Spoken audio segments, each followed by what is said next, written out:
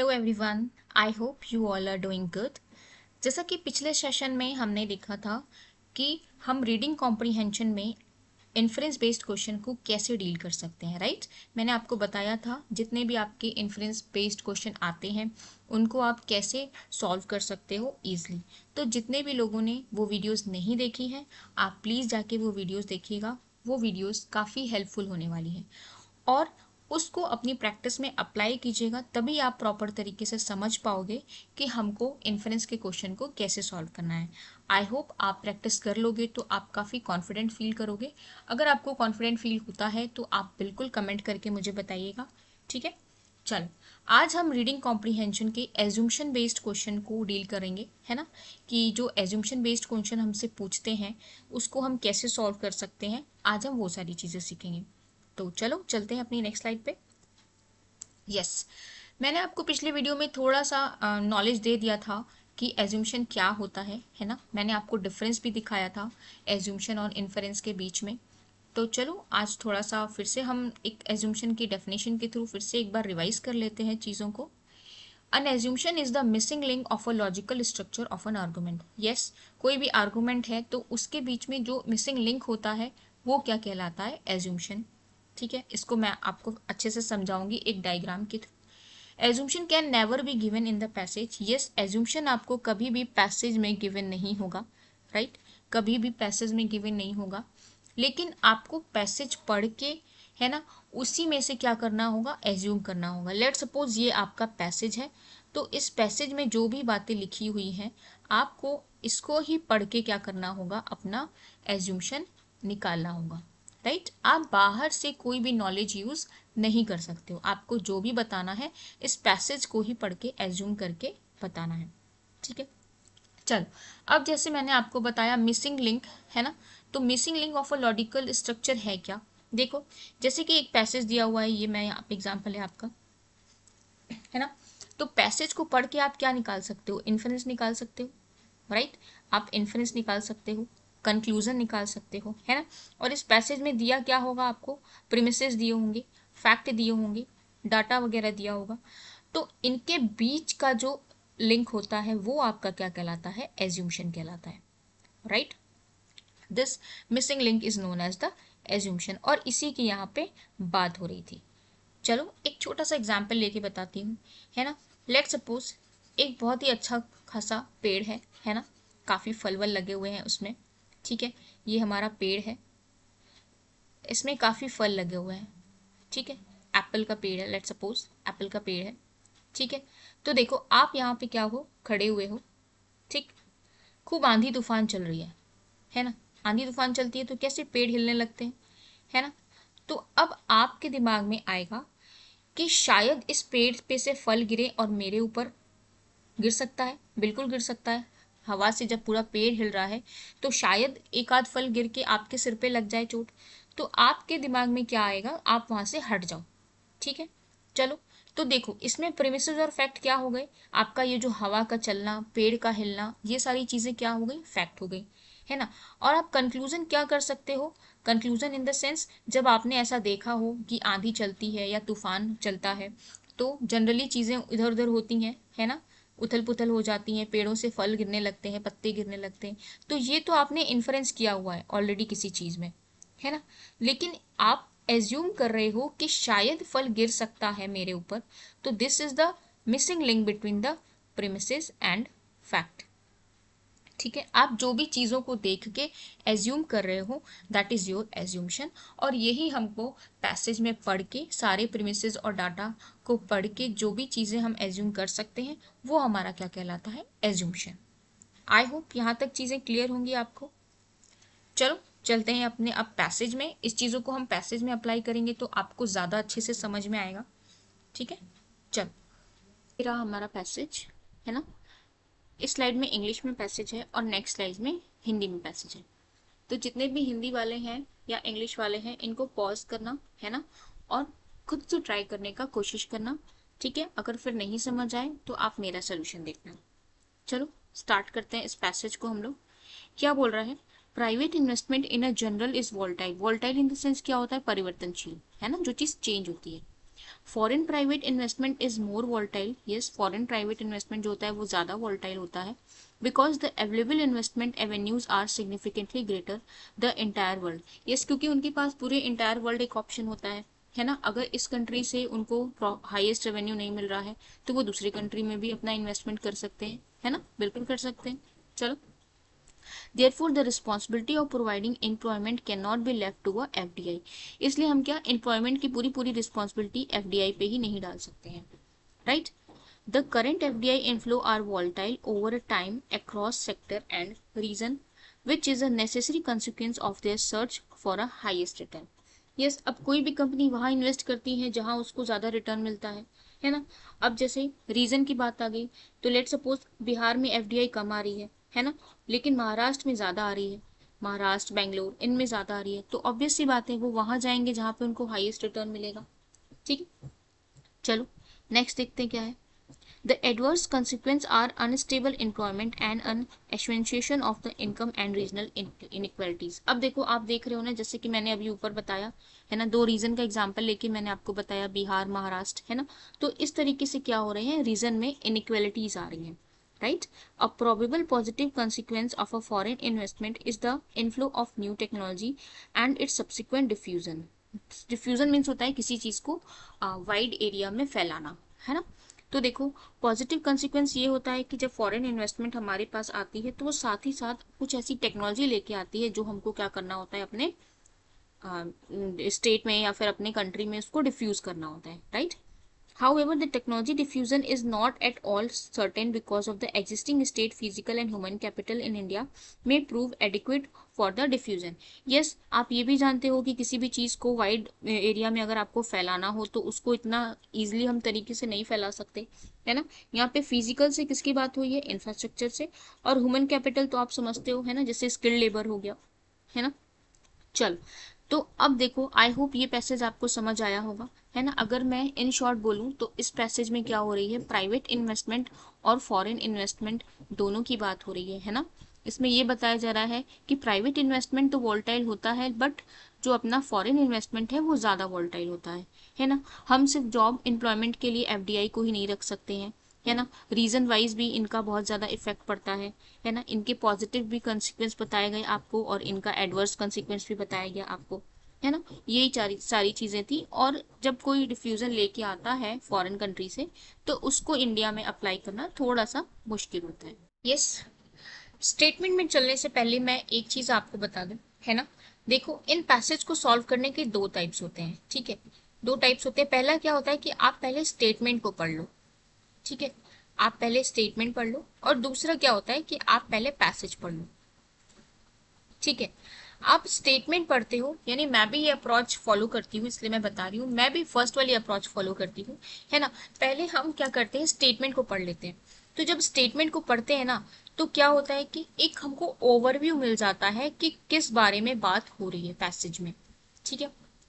चलो, और कई बार स्टेटमेंट पढ़ते पढ़ते ऐसी भी चीज़ें आ जाती हैं जो बिल्कुल डायरेक्ट एलिमिनेट कर देती है हमारे स्टेटमेंट को, है ना। जैसे कि कुछ इसमें से चीट कोड जो मैंने आपको बताए थे वो यूज़ हो जाते हैं, है ना। कुछ ऐसे एब्सर्ड स्टेटमेंट मिल जाते हैं जो बिल्कुल गलत हो जाते हैं। तो इस तरीके से स्टेटमेंट हमारे पास एलिमिनेट भी हो जाता है। तो इसलिए क्या करती हूँ, मैं पहले स्टेटमेंट पढ़ती हूँ, इसके बाद अपने पैसेज में चलती हूँ। और जब पैसेज में जाते हैं तो कुछ ऐसे कीवर्ड्स मिल जाते हैं मुझे जो मुझे तुरंत क्लिक करते हैं कि यस, मैंने ऐसा कोई स्टेटमेंट पढ़ा है ना। फिर मैं उन स्टेटमेंट पे जंप करती हूँ और फिर पूरा चेकआउट करती हूँ कि क्या और एलिमिनेट हो रहा है और क्या हमारा ऑप्शन करेक्ट हो रहा है। एक ये तरीका होता है।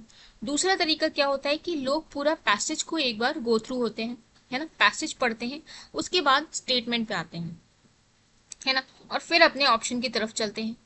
तो देखो, आप दोनों ही तरीके से कर सकते हो, जिसमें भी आप कंफर्टेबल हो। आप क्या करना, आप एक बार प्रैक्टिस में ये चीज अप्लाई करना, है ना, दोनों तरीका अप्लाई करना और देखना कि आप किस चीज से ज्यादा अच्छे से अप्रोच को फॉलो कर पा रहे हो और आपका टाइम किस अप्रोच से बच पा रहा है ना। तो ये is it up to you कि आप किस चीज को कैसे अंडरस्टैंड करते हो, है ना। पहले लोग पैसेज को समझते हैं, उसके बाद फिर स्टेटमेंट समझते हैं, उनको वो ज्यादा बेटर लगता है ना। कुछ लोग होते हैं जो स्टेटमेंट से चलते हुए पैसेज की तरफ बढ़ते हैं, तो आप अपने अकॉर्डिंग ये चीजें कर लेते हो, और मैं जो अप्रोच फॉलो करती हूँ मैंने वो भी आपको बता दिया है ना। चलो, लेकिन मैं यहाँ पे आपको पैसेज पहले इसलिए पढ़ती हूँ क्योंकि यहाँ पे हमारे पास इनफ टाइम है ना, और मुझे आपको हर एक चीज को ये बताना है कि अगर ये एलिमिनेट हुआ तो क्यों हुआ, है ना, ये सही हुआ स्टेटमेंट तो क्यों हुआ। इस वजह से भी मैं पहले आपको पैसेज पढ़ाती हूँ, है ना। चलो, एग्जाम आपका बाउंड टाइम बाउंड मैनर में होता है तो आपको वहां थोड़ा सा क्या होता है, सोचना पड़ता है। चलो, अब हमने ये पैसेज तो पूरा पढ़ लिया है ना, अब हम क्या करते हैं, अपने स्टेटमेंट की तरफ चलते हैं, है ना। तो देखो, एक अप्रोच मैं आपको ये बताऊं कि सबसे पहले आप वो स्टेटमेंट ढूंढो जो बिल्कुल ही गलत है ना, क्योंकि अगर आपने गलत स्टेटमेंट ढूंढ लिया तो थोड़ा सा आपके लिए क्या हो जाएगा, चीजें सिंपल हो जाएंगी। कैसे, वो भी मैं बताऊंगी। पहले देखो, ढूंढते हैं कौन सा स्टेटमेंट गलत है। मैंने अभी पूरा पैसेज पढ़ा तो मुझे ऐसा लग रहा है कि जो मेरा फोर्थ स्टेटमेंट है वो मुझे बिल्कुल गलत लग रहा है। क्यों, चलो पढ़ते हैं।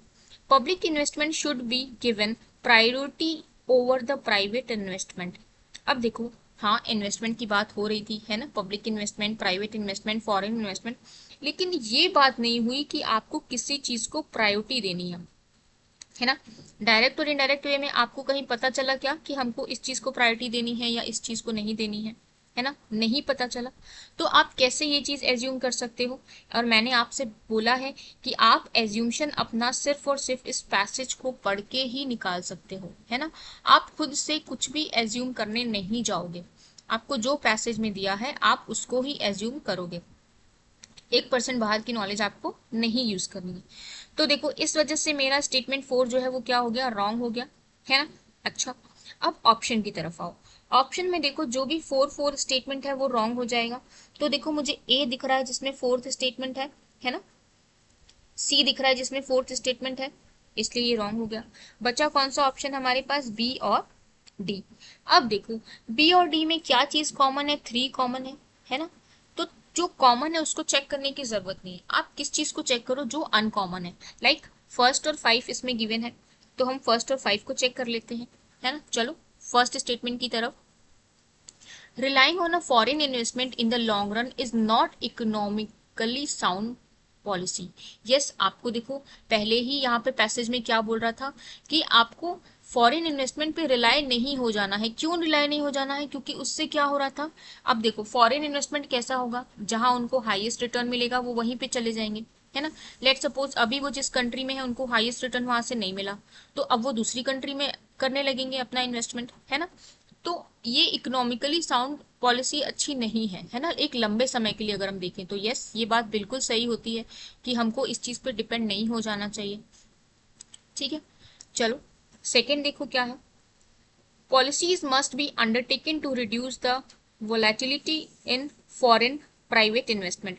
अच्छा, अब देखो यहाँ पे रिड्यूस करने की बात हो रही है क्या, जो भी जितने भी चेंजेस हो रहे हैं फॉरेन इन्वेस्टमेंट में या फिर प्राइवेट इन्वेस्टमेंट के थ्रू, यहाँ पे कहीं किसी भी पॉलिसीज को रिड्यूस करने की बात हो रही है। आप वॉलेटिलिटी उनकी कैसे रिड्यूस कर सकते हो, बिल्कुल नहीं कर सकते, है ना। डायरेक्ट और इनडायरेक्ट वे में इसका हिंट आपको बिल्कुल नहीं दिया हुआ है, तो ये क्या हो जाएगा, बिल्कुल रॉन्ग है ना।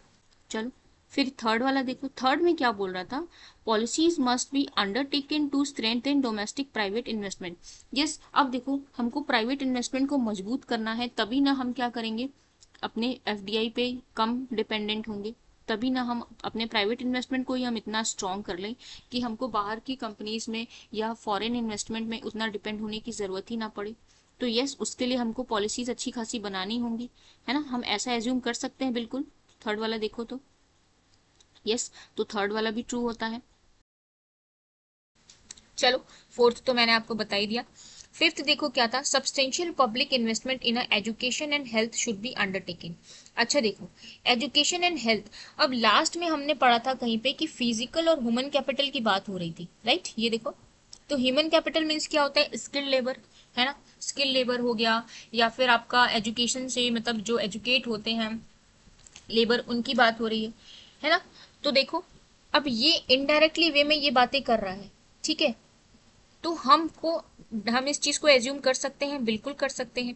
जब इनडायरेक्ट वे में बात कर रहा है तो हम इस चीज को बिल्कुल एज्यूम कर सकते हैं ना कि हमको पब्लिक इन्वेस्टमेंट में क्या करना चाहिए, एजुकेशन लाना चाहिए, उनकी हेल्थ को ध्यान रखना चाहिए, है ना, तभी क्या होगा कि जो भी टेक्नोलॉजी है उनका डिफ्यूजन अच्छे तरीके से हो जाएगा, है ना। जो अभी क्या है, इनएडुकेट है, अगर हम इन चीज़ों पे ध्यान देंगे तो वो क्या हो जाएगा, एडुकेट हो जाएगा।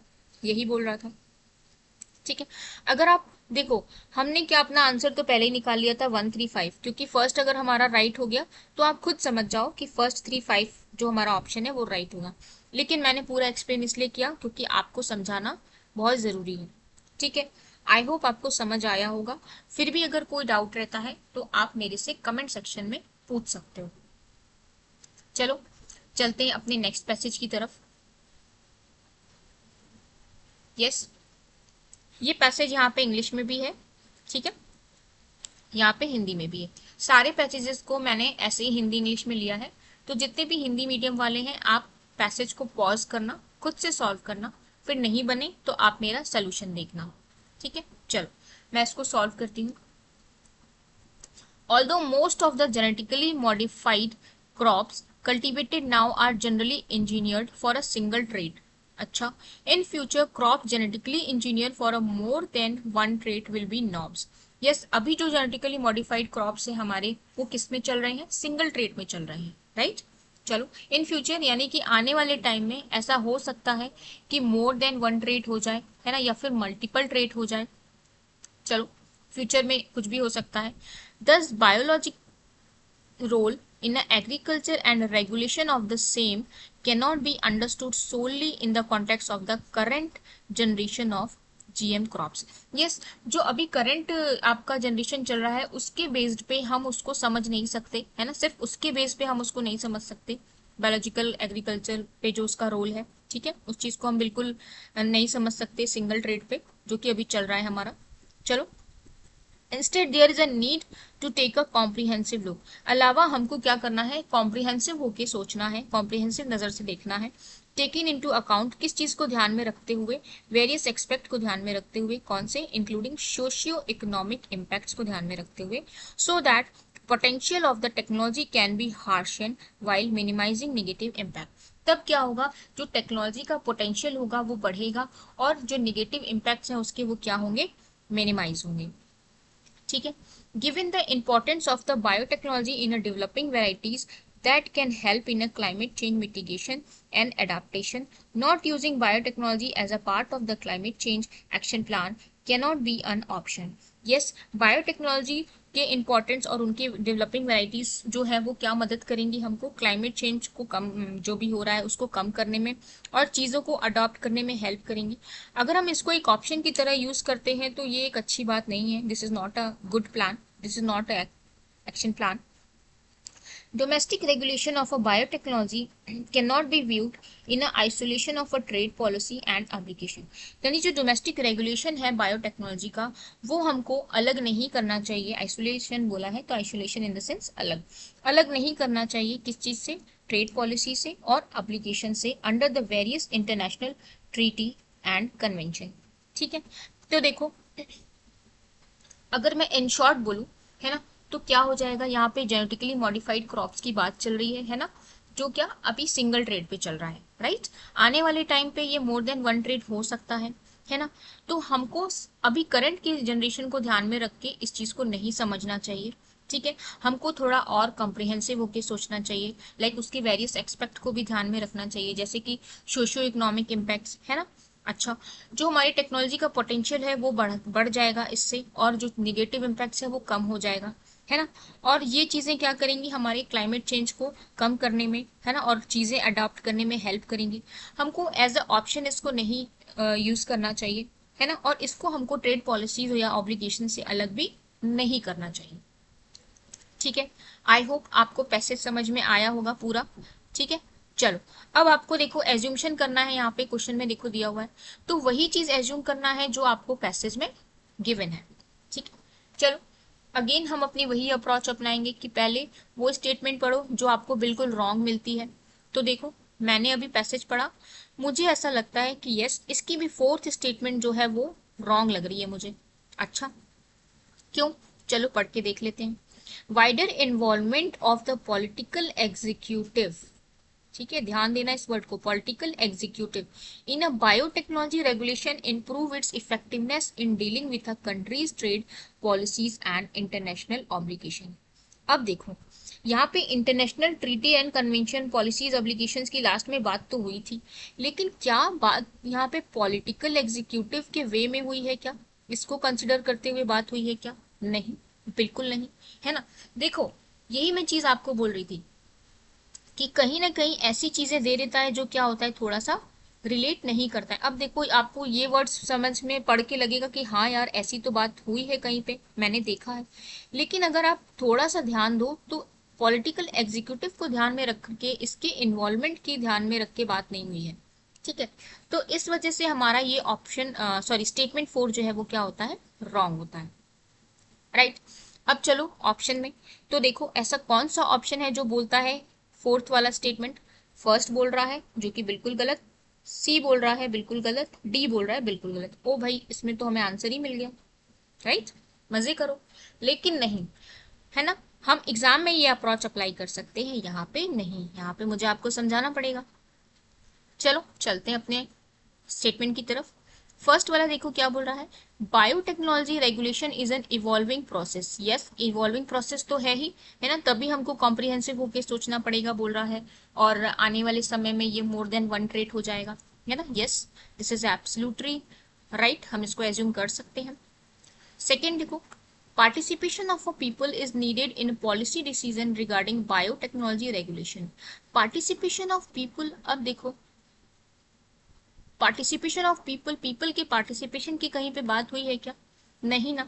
अब देखो फर्स्ट पैसेज में आपको अगर मैं एक बार लेके चलूं तो यहाँ ह्यूमन कैपिटल की क्या हुई थी, बात हुई थी, और इनडायरेक्ट तरीके से बात हुई थी, तभी मैं यहाँ पे एज्यूम कर पाई क्या, एजुकेशन और हेल्थ के बारे में, है ना। लेकिन यहाँ पे कहीं पार्टिसिपेशन ऑफ पीपल की डायरेक्ट और इनडायरेक्ट वे में पैसेज में बात ही नहीं हुई है, तो हम कैसे एज्यूम कर सकते हैं, बिल्कुल एज्यूम नहीं कर सकते, इसलिए ये हमारा रॉन्ग हो गया, ठीक है। थर्ड देखो क्या है, biotechnology regulation should take into account socio economic expect in a decision. Yes, है ना। अब देखो अगर आपको एक चीज मैं बताऊं तो ये देखो सोशियो इकोनॉमिक एक्सपेक्ट्स, ठीक है, और हमने पैसेज में भी एक जगह पढ़ा था सोशियो इकोनॉमिक इम्पैक्ट्स, ये देखो इनको हमें ध्यान में रखना पड़ेगा, है ना, इनके एक्सपेक्ट्स को।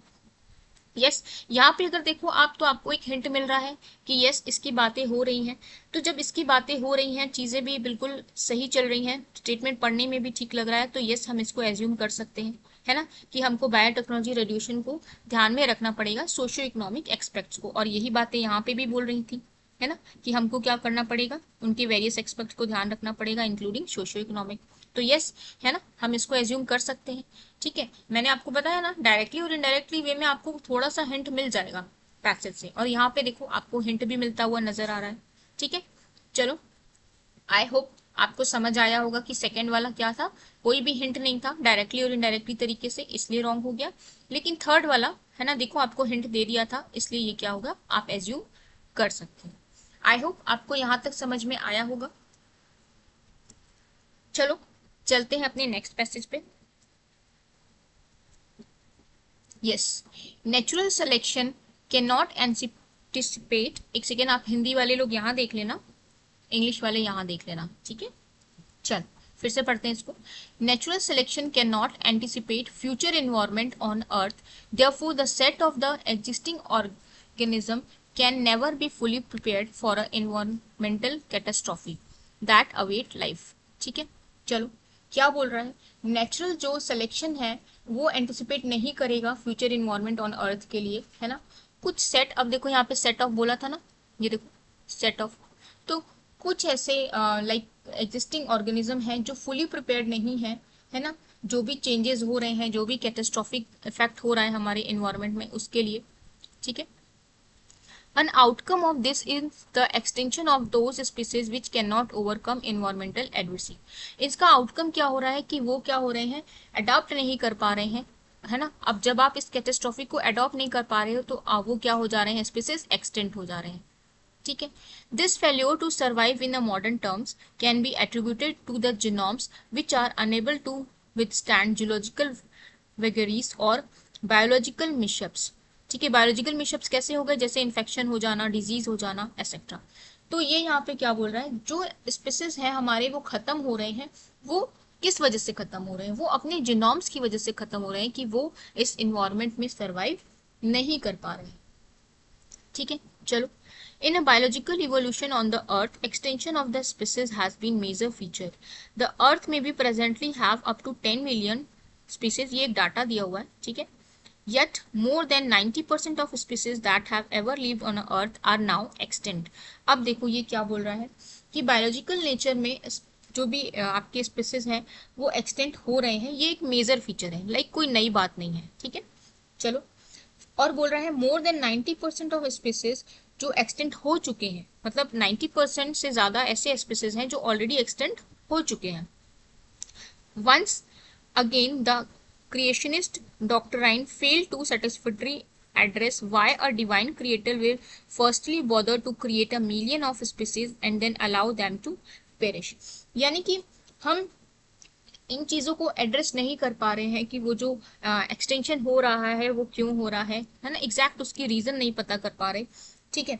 चलो, फिर क्या है, ड्राविनियन explanation for the extinction life is once again simple, elegant and once convincing। जो डार्विन का जो एक्सप्लेनेशन है लाइफ एक्सटेंशन के लिए वो थोड़ा सिंपल है और एलिगेंट है, ठीक है। यस, हमको कन्विंस कर सकता है एट वंस एक बार। Organism go extinct as a function of environmental or biological assault for which their inheritance deems them ill equipped। yes, अब देखो क्या है कि अगर जो इनहेरिटेंस है इल इक्विप्ड है, अगर कोई भी स्पीसीज, तो ऑब्वियस सी बात है वो एक्सटेंट होगा, है ना। और इसलिए जो डार्विन की थ्योरी है वो क्या है, is not theory at all, ठीक है। Evolution happen, this is a fact, the mechanism of a evolution is employee supported by scientific data. Indeed, to the date, no single geological, botanical, geological, paleontological, genetics और physical evidence has refuted. यानी कि जो भी इसने theory बताई है उसका क्या है, एक प्रॉपर तरीके से वो थ्योरी किसी भी जियोलॉजिकल हो या बॉटनिकल हो, इन चीजों पे प्रॉपर ट्रूथ नहीं हुई है, ठीक है, चाहे वो उनका कोई भी आइडिया हो, either of the two ideas, ठीक है। If religion is not taken consider, अगर रिलीजन को नहीं कंसिडर किया गया तो डार्विन की जो लॉ था वो क्या था, एक्सेप्टेबल था किसके तरह, जैसे कि law of Copernicus, Galileo, Newton and Einstein, set of the natural law that explain natural phenomena in the universe, जो कि नेचुरल फेनोमेना कुछ बताए गए हैं अपने यूनिवर्स पे, ठीक है। अब देखो इस पूरे पैसेज को पढ़ के क्या समझ आ रहा है कि हाँ, है ना, जो हमारे स्पीसीज हैं वो एक्सटेंट हो रहे हैं, क्यों एक्सटेंट हो रहे हैं, क्योंकि वो जो ये कैटास्ट्रोफी इन्वायरमेंट जो हमारा हो रहा है उसको वो सरवाइव नहीं कर पा रहे हैं, है ना। सरवाइव क्यों नहीं कर पा रहे हैं, क्योंकि उनका जीनोम्स की वजह से कुछ वो सरवाइव नहीं कर पा रहे हैं, है ना। फिर क्या है कि एक डाटा भी दिया आपको जिसमें मोर देन 90% जो आपके स्पीसीज हैं वो ऑलरेडी एक्सटेंट हो चुके हैं। फिर डार्विन की एक थ्योरी है जो सिंपल है ना, उन्होंने कुछ कुछ बताए हैं, लेकिन वो क्या होगा, वो भी पूरी तरीके से ट्रू नहीं है, पूरी तरीके से सही साबित नहीं हुई है, ठीक है। रिफ्यूटेड मतलब क्या होता है, किसी तरीके से पूरी तरीके से कोई चीज ट्रू नहीं होना, ठीक है। इसलिए जो डार्विन की थ्योरी है उसको कैसे आइंस्टाइन की थ्योरी या फिर न्यूटन की थ्योरी की तरह एक्सेप्टेबल नहीं किया गया है, ठीक है। आई होप आपको पैसेज समझ आया होगा, ठीक है। अब चलो वही अप्रोच अपनानी है हमको, है ना, अपने स्टेटमेंट की तरफ चलो। सबसे पहले वो स्टेटमेंट ढूंढो जो क्या है, रॉन्ग है। तो अब देखो मुझे सेकेंड और थर्ड दोनों में ही लग रहा है कि भाई ये दोनों तो रॉन्ग है। क्यों, यहाँ पे देखो अगर हम थर्ड में देखें तो क्या बोला है, Darwin's theory explain all the natural phenomena, क्या उसने सारे फेनोमेना हमको बता दिए, नहीं। ये ऑल क्या हो गया, आपका एक्सट्रीम वर्ड हो गया, ठीक है। हमने चीट कोड में पढ़ा था ना एक्सट्रीम वर्ड्स, तो देख रहे हो आपको चीट कोड से ही कितने सारे चीजें आपको हेल्पफुल मिल रही हैं। तो जितने भी लोगों ने इन चीट कोड की वीडियो नहीं देखी है आप प्लीज उनको जरूर देखना, बहुत ही हेल्पफुल वीडियो होने वाली है वो आप सभी के लिए, है ना, जरूर देखना वो वीडियोस। चलो यहाँ से देखो अब एक्सट्रीम वर्ड आपको मिल गया, तो एक्सट्रीम वर्ड क्या होते हैं, रॉन्ग होते हैं, ठीक है। चलो रॉन्ग कर दिया, तो अब देखो अब आप अपने ऑप्शन की तरफ चलो, थर्ड किस में है, ये देखो ये और ये रॉन्ग, बचा दो। चलो मुझे सेकंड भी लग रहा है रॉन्ग है। क्यों है रॉन्ग? यहाँ पे बोला है more than 90% of species on the earth are in the danger of getting extinct. यानी कि देखो यहाँ पे बोल रहा है वो एक्सटेंट हो रहे हैं, राइट। और पैसेज में क्या बोला था कि more than 90% of species that have ever lived on the earth are now extinct. वो एक्सटेंट हो चुके हैं, समझ रहे हो? यहाँ पे वो एक्सटेंट हो चुके हैं और यहाँ पे क्या बोल रहा है वो एक्सटेंट हो रहे हैं। और डाटा दिया हुआ है तो डाटा रिलेटेड चीजें भी क्या होती हैं, जनरली हमारी रॉन्ग होती हैं, ठीक है। तो क्योंकि आप डाटा एज्यूम नहीं कर सकते, राइट। चलो इसलिए भी हमारा ये रॉन्ग होता है। अब ऑप्शन में देखो, ये गलत, ये गलत, ये वाला भी गलत, बचा कौन सा? Option number A, yes this is the right answer. लेकिन हम पढ़ लेते हैं कि क्यों हुआ है वो राइट आंसर।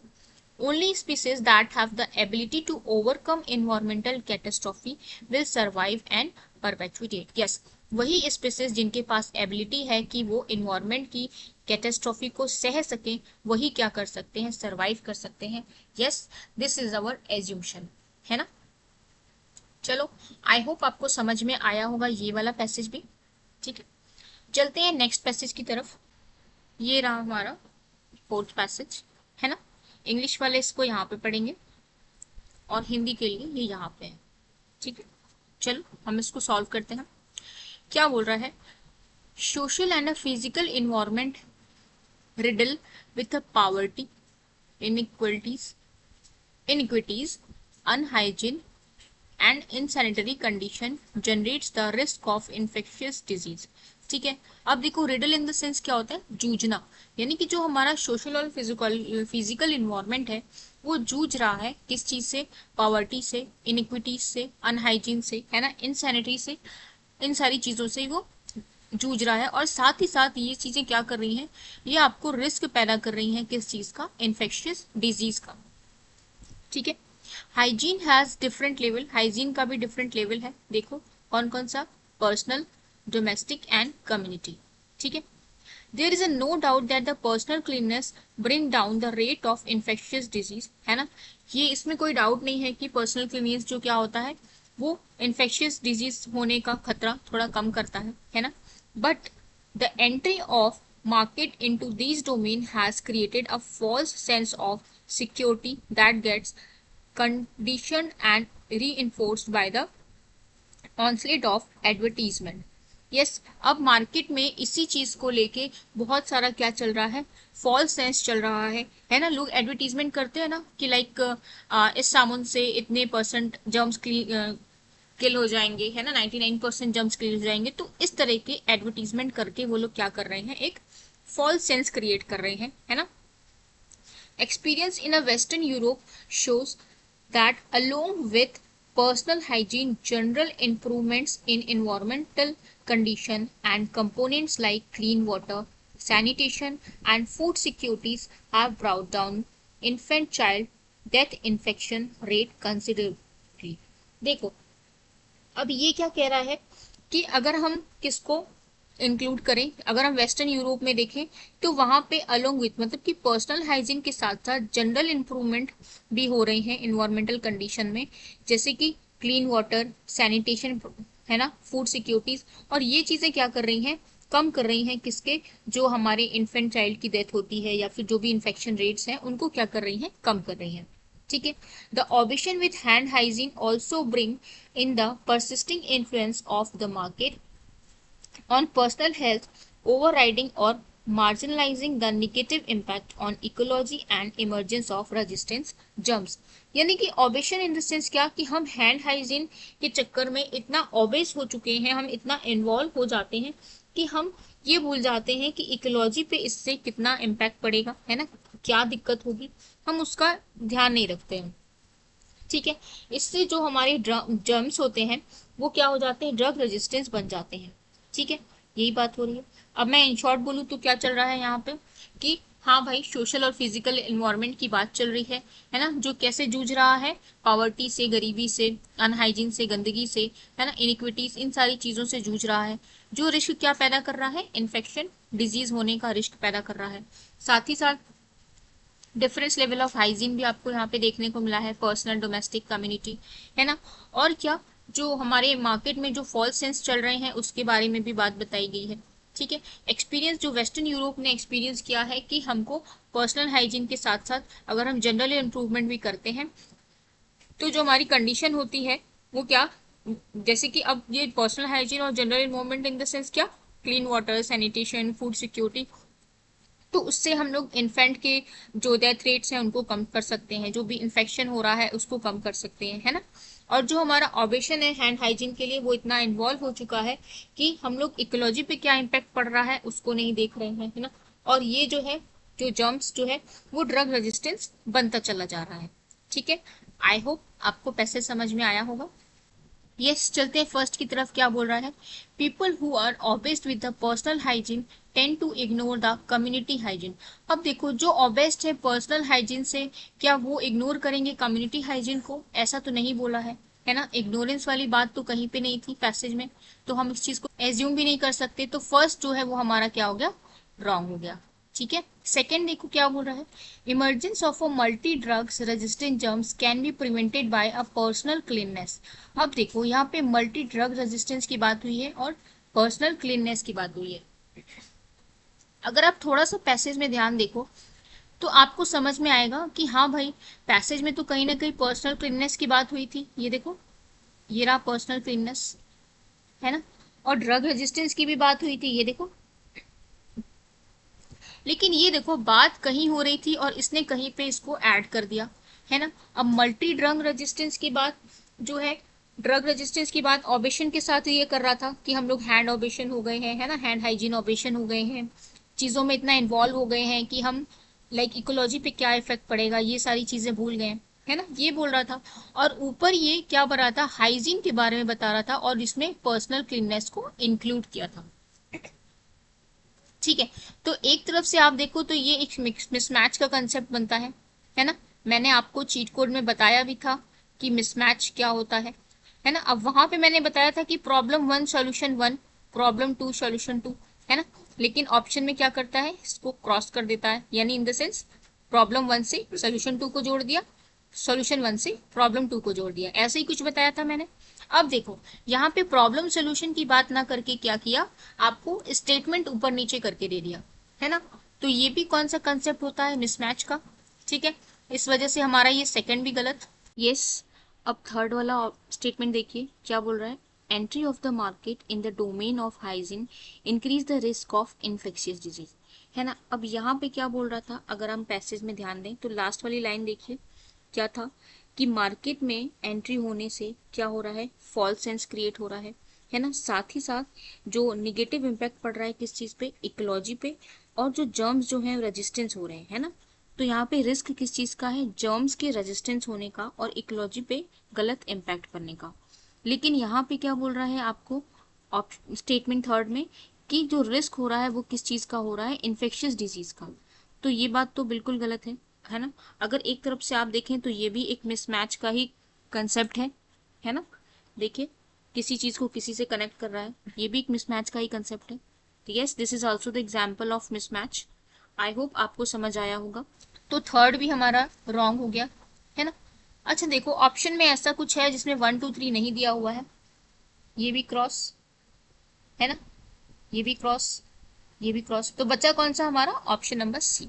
ठीक है, अगर आप एग्जाम के अप्रोच से चलोगे तो yes, option C is the right answer. आप यहीं पे जंप कर सकते हो नेक्स्ट पैसेज पे, लेकिन मुझे यहाँ पे आपको 4 और 5 भी एक्सप्लेन करना पड़ेगा, है ना। अब फोर्थ देखो क्या है, scientific and a micro level intervention are not sufficient to bring down the burden of infectious disease. Yes, देखो अब यहाँ पे पैसेज में बोला था ना, कहाँ गया, ये देखो यूरोपियन वेस्टर्न की जहाँ पे बात हुई थी, है ना। ये बोला था कि पर्सनल हाइजीन के साथ साथ हमको क्या करना पड़ेगा, जनरल इंप्रूवमेंट्स भी करने पड़ेंगे। वही चीज ये भी यहाँ पे बोल रहा है कि सिर्फ और सिर्फ साइंटिफिक और माइक्रो लेवल इंटरवेंशन काफी नहीं है हमको इन्फेक्शियस डिजीज को कम करने में, है ना। समझ रहे हो आई होप कि हमको और भी चीजों को इंक्लूड करना पड़ेगा, जैसे कि पर्सनल हाइजीन हो गया, है ना, जनरल इंप्रूवमेंट्स हो गया। तो इस वजह से ये हमारा क्या होता है, राइट होता है। ठीक है, चलो फिफ्थ देखो क्या है, it is a community hygiene implemented through a public health measure that is really effective in the battle against the infectious disease। yes, हमको एक कम्युनिटी स्तर पे पूरा सोचना पड़ेगा, है ना, उसको इम्प्लीमेंट करेगा पब्लिक हेल्थ मेजर्स लेने पड़ेंगे, है ना, जो कि क्या करें, ये जो हमारे इन्फेक्शियस डिजीज के अगेंस्ट जो हमारा बैटल है उसमें ये हमें इफेक्टिव तरीके से मदद कर सकें, है ना, इन सारे इन्फेक्शियस डिजीज को कम करने में।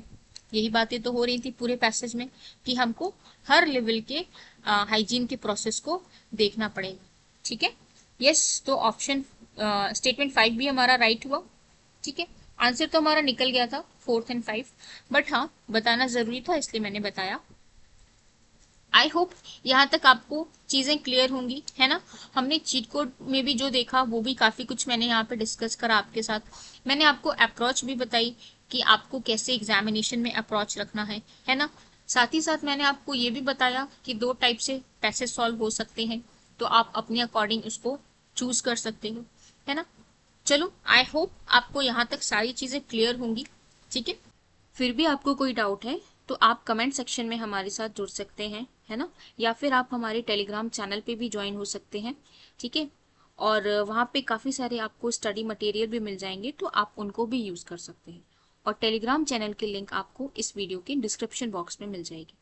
ठीक है, चलो मिलते हैं अपने नेक्स्ट वीडियो में। आई होप आज आपको सब कुछ समझ में आया होगा। चलो, bye bye, take care all.